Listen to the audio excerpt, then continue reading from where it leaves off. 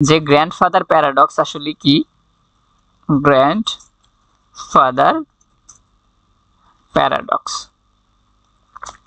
তো grandfather paradox হচ্ছে time ট্রাভেলের খুবই খুবই জনপ্রিয় একটা মজাদার থিওরি। এটা তোমার মাথা অনেকটা ঘুরিয়ে দেবে। কিভাবে? মনে করো এখানে হচ্ছে তোমার বাবা, এখানে হচ্ছে তোমার বাবা, তারপরে জন্ম হয়েছে তোমার, সাপোজ তোমার, আর তোমার গ্র্যান্ডফাদার হচ্ছে তোমার দাদা, সাপোজ তোমার বাবার বাবা। তো এই যে এই দিকে খেয়াল করো যে টাইম ট্রাভেল যদি সম্ভব হতো, টাইম ট্রাভেল যদি সম্ভব হতো, তার মানে তুমি অতীতে যেতে পারো, তাহলে কি করতে? তুমি অতীতে চলে যেতে। অতীতে চলে গিয়ে কি করতে? সাপোজ তুমি তোমার দাদাকে হত্যা করতে। কি করতে? তোমার দাদাকে মেরে ফেলতে। এই যে হত্যা করে যদি দাও, তোমার দাদা কিন্তু আর নেই। তোমার দাদা যখন নেই তখন তোমার বাবার জন্ম হওয়া প্রশ্নই আসে না। তো তোমার বাবার যখন জন্ম হওয়া প্রশ্ন আসে না, তখন তোমার অস্তিত্ব কল্পনাই করা যায় না। তো তোমার অস্তিত্ব যখন কল্পনা করা যায় না, সো তুমি কিভাবে টাইম ট্রাভেল করবে সেটা অনেক বড় প্রশ্নের বিষয়। যেখানে তুমিই নেই সেখানে তুমি টাইম ট্রাভেল কিভাবে করবে?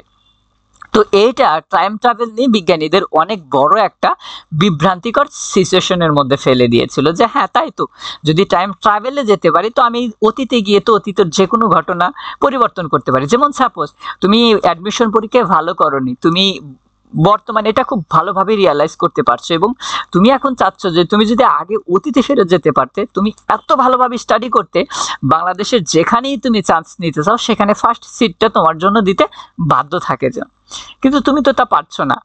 তো তুমি যদি যেতে পারতে তুমি কিন্তু তাই করতে।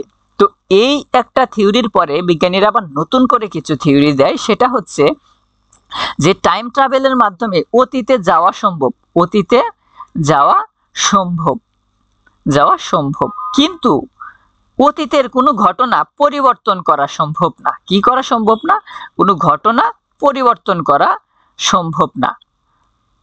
তাহলে এইটা একটা বড় বিষয় যে এখন ঘটনা হচ্ছে আমি অতীতে যেতে পারবো কিন্তু অতীতের কোনো ঘটনা পরিবর্তন করতে পারবো না, এটা কেমন কথা? তো এই গ্র্যান্ডফাদার প্যারাডক্সে সায়েন্টিস্টরা এরকম কিছু এক্সপ্লেনেশন দিয়ে থাকে, সেটা হচ্ছে সাপোজ তুমি 10 বছর অতীতে চলে গেলে, সাপোজ 10 ইয়ার্স অতীতে চলে গেলে, অতীতে যাওয়ার পরে তোমার মাথায় তোমার এই যে এখন যেমন তুমি অতীতে চলে যাচ্ছ, এই সেন্সটা তুমি যাওয়ার পর আর তোমার থাকবে না। তুমি ঠিক ওই 10 বছর আগে যেভাবে লাইফ লিড করতে সেইভাবে চিন্তা ধারণা বা মেমোরি গুলো তোমার মাথাতে থাকবে। তুমি যে 10 বছর পিছিয়ে এসেছো এটা তোমার মাথায় কাজ করবে না। এজন্য তুমি নিজেকে নতুন করে কোনো ঘটনায় পরিবর্তন করতে পারবে না। কেন পারবে না? কারণ তোমার মাথায় সেই সিনারিও গুলো নেই। এই জন্য বলা হয়েছে যে তুমি অতীতে যেতে পারবে কিন্তু তোমার দাদাকে হত্যা করতে পারবে না, যে কারণে তোমার বাবার জন্ম হবে এবং তোমারও জন্ম হবে আর তুমি অতীতে যেতে পারবে। এখন এই ক্ষেত্রে আবার অনেক সায়েন্টিস্ট বা অনেকে অনেকভাবে কিছু ব্যাখ্যা মনে করেছে এভাবে যে আমি অতীতে যেতে পারবো কিন্তু পরিবর্তন হবে না, এমন না। যেমন তুমি অতীতে গেলে তোমাকে শ্বাস প্রশ্বাস নিতে হবে, তোমাকে নিঃশ্বাস ত্যাগ করতে হবে। তো এই নিঃশ্বাস ত্যাগ করতে গেলে তোমার কিন্তু বায়ুর উপর একটা বড় পরিবর্তন ফেলতে হবে। আমরা বাটারফ্লাই থিওরির কথা আমরা সবাই জানি, বাটারফ্লাই।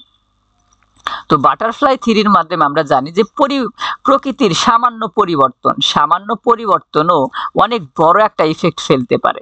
তো এই কথাগুলো অনেক সময় আরো অনেক বিভ্রান্তিকর সিচুয়েশন তৈরি করেছে। এখন দেখো তুমি কোন দিকে যাবে, তুমি কি টাইম ট্রাভেলে বিশ্বাস করো কি করো না? তো এই সবগুলো theory, wormhole theory, grandfather paradox, ভবিষ্যতে যেমন আইনস্টাইনের আপেক্ষিকতার তত্ত্ব ইত্যাদি সবগুলো বিবেচনা করার পরে তোমার কিন্তু অনেকটাই পাগল পাগল মনে হতে পারে যে আসলে কি বলতেছে এগুলোকে আদৌ কি সম্ভব?